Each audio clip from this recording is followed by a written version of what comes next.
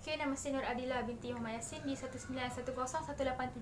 Jadi saya akan mengulas sedikit sebanyak tentang interview yang telah kami lakukan bersama responden iaitu Puan Nurul Ain yang bekerja sebagai penganalisa data. Jadi soalan yang pertama yang diajukan oleh saya sendiri iaitu sejak bila responden sedar dan minat akan bidang kerjaya beliau. Jadi beliau menjawab bahawa dalam degree psikologi terdapat subjek research method iaitu yang berkaitan tentang menganalisa data. Jadi apa-apa berkaitannya dengan analisa data beliau menguasainya.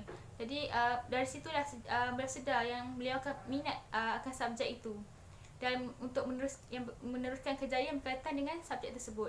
Jadi soalan yang kedua diajukan oleh Atira Zulkifli bertanya tentang bagaimana responden boleh yakin untuk meneruskan dalam bidang kerjaya beliau sekarang.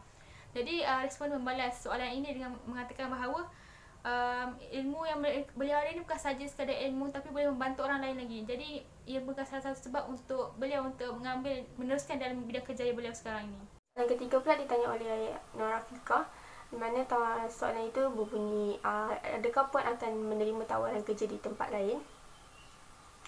Puan tu berkata kalau ikut bidang dia sekarang ni iaitu education and service, tidak akan terima sebab education ni maksud kita berkhidmat saja, tetapi servis ni kita berkhidmat dalam masa yang sama, kita dapat bayaran, maksudnya khidmat yang dicas lah.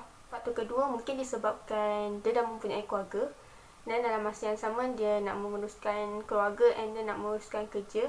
So bagi dia rasa kerjaya ni sangatlah fleksibel dan sesuai untuk dia. Okey, soalan keempat ni pula ditanya oleh Zaid Sofi, di mana Zaid bertanya adakah Puan ni selesa dengan kerjaya Puan yang sekarang ni.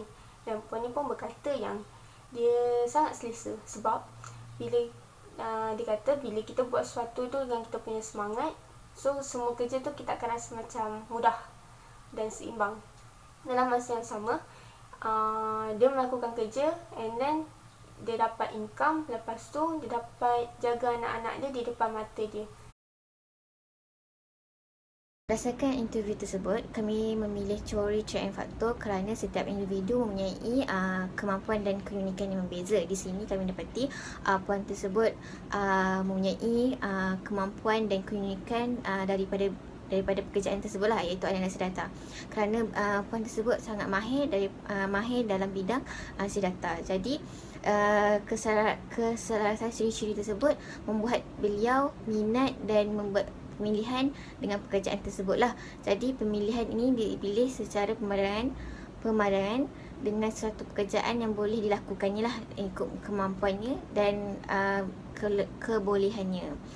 Okey, jadi di sini teori trait faktor ini menekankan bahawa setiap orang mempunyai keunikan yang berbeza. Jadi di sini beliau dia mendapati bahawa dia mempunyai kelebihan dan keunikan kepandaian ke arah analisa data. Jadi di situlah dia memilih untuk menjadikan analisa data itu sebagai pekerjaan.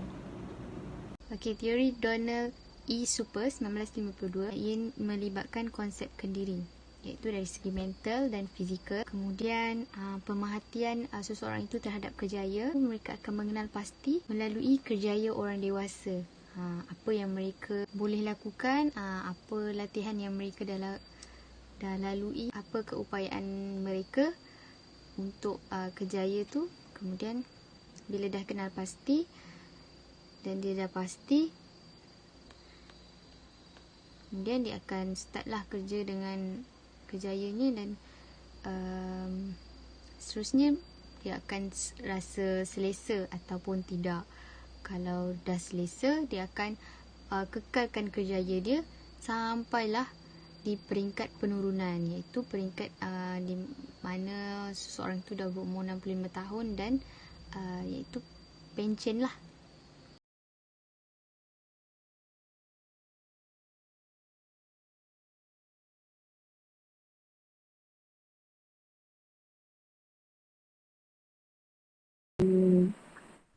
Analisis data ni akak sedar dengar. Okay. Sedar masa buat degree. Sebab kita ni dekat dalam bidang sains sosial, betul? Bila dalam sains sosial ni, kita akan banyak bermain dengan kajian, mini research. Kita akan belajar pasal research method. Kan nanti ada belajar kan research method. Masa akak kelas research method tu, akak banyak fokus dekat kelas tu sebab akak minat. Daripada step by step, macam mana sesuatu kajian tu dibuat sampailah akak jumpa finding. Sebab bila satu kajian dibuat, finding dia tu kita boleh unpredictable. Betul. Kita akan jumpa finding yang baru. Menarik tau. Buat kajian ni menarik. Itu sebab tu akak cakap, akak minat dalam dunia ni. Lagi satu, bila research method ni yang susahnya memang bab analisis. Bila dalam kelas tu, memang nampaklah kalau nak compare akak dengan kawan-kawan, akak catch up. Akak catch up cepat dari segi aplikasi software tu. Untuk analisis data lah, data kajian yang dibuat tu, akak catch up compare yang others. Tapi masa tu tak sedar. Tapi kita biasalah, kalau buat assignment apa semua tu, memang nampaklah kita kalau buat analisis je akan Kak Wun. Analisis je Kak Wun. Kan kalau assignment kan kita akan balik-balik orang ni yang buat ni, buat ni. So banyak spend time buat dekat bahagian analisis. Dari situ sedar kita minat. Lagi satu, memang minat buat research. So akak rasa macam rugilah kalau benda tu dibiar. So benda tu memang ada. Sampai sekarang, walaupun akak buat master, paper yang akak bantu selama ni macam orang-orang yang datang ke akak, kita bukan setakat kita minat tapi kita faham. Orang punya paper orang lain kita boleh faham. Faham tak? Masa bila habis degree, akak habis degree 2014 lebih kurang. Masa tu lepas habis degree memang dah tak aplikasi lah apa yang kita belajar tu. Tapi sekali tu ada tahun 2017, ada someone ni jumpa minta tolong akak. Dia ada masalah dengan dia punya data. Collecting data dia apa semua. Masa tu akak tolong just bantu. Masa tu tak ada lagi servis Akak bantu je dia. Amazingly, masa tu dah lepas 3 tahun akak graduate. 2017 akak boleh bantu dia. Benda yang akak bantu dia tu ibarat macam baru semalam belajar. So maksudnya tu ilmu yang akak dapat tu bukan sekadar dapat kita baca slide, dapat kita datang kuliah, tapi kita dapat dan kita faham. Dan kita boleh elaborate, kita boleh sumbangkan ke orang. Benda tu macam, so akak rasa benda ni minat, bukan sekadar minat, tapi boleh menyumbang pada orang lain. So kat situlah akak rasa macam rugi sangat kalau akak biar. Lagi-lagi benda teknikal. Software-software yang melibatkan analisis lah. Kalau tak tahu lah orang dah belajar sampai mana, tapi setiap research method tu, setiap kajian tu dia ada ada kuanti, betul? Kualitatif penggunaan perisian apa, kuanti perisian apa.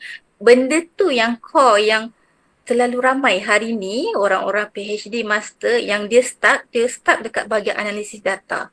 Jadi itu yang akak rasa macam itulah terjadinya kerjaya penganalisis data. Dari situlah. Kalau ikut bidang yang kita tengah buat ni adalah bidang education and service, betul. Kalau setakat education saja berkhidmat, memberi khidmat. Tapi service kita ada khidmat yang kita charge. Itu yang akak buat sebab tu dia jadi satu kerjaya. Kerjaya personal lah. Kalau orang offer benda lain luar daripada skop ni, mungkin tidak. Sebab apa? Akak percaya kita buat sesuatu dengan passion, motivation tu baru akan datang. Kalau orang offer benda lain yang macam kalau ikut background psychology in IO, IO, industry and organisation. Kalau akak kerja dekat offshore pun boleh. Maksudnya akak boleh jadi pegawai keselamatan. Tapi kita tak ada passion kat situ. Akak lebih passion untuk benda-benda belajar, study ni. So, kalau personally mungkin tak. Lagi satu sebab kedua mungkin faktor personal sebab dah berkeluarga dan kerjaya ni sangat fleksibel untuk diri akak and family. So maksudnya dah seimbang kat situ. So mungkin tidak dan mungkin akan menolak tawaran lain. Ni Alhamdulillah macam akak cakap, selesa bila kita buat sesuatu dengan passion. Selesa sebab dia seimbang. Income dapat, kerja dapat, apa yang kita buat tu adalah passion kita, itu benda yang akak minat. Bermain dengan data tu memang Kalau sehari tak ada data rasa macam boring sangat, itu akak boleh dapat. Anak-anak pun akak boleh jaga depan mata apa semua. So akak rasa berpuas hati dan sangat selesa dengan kerjaya sekarang.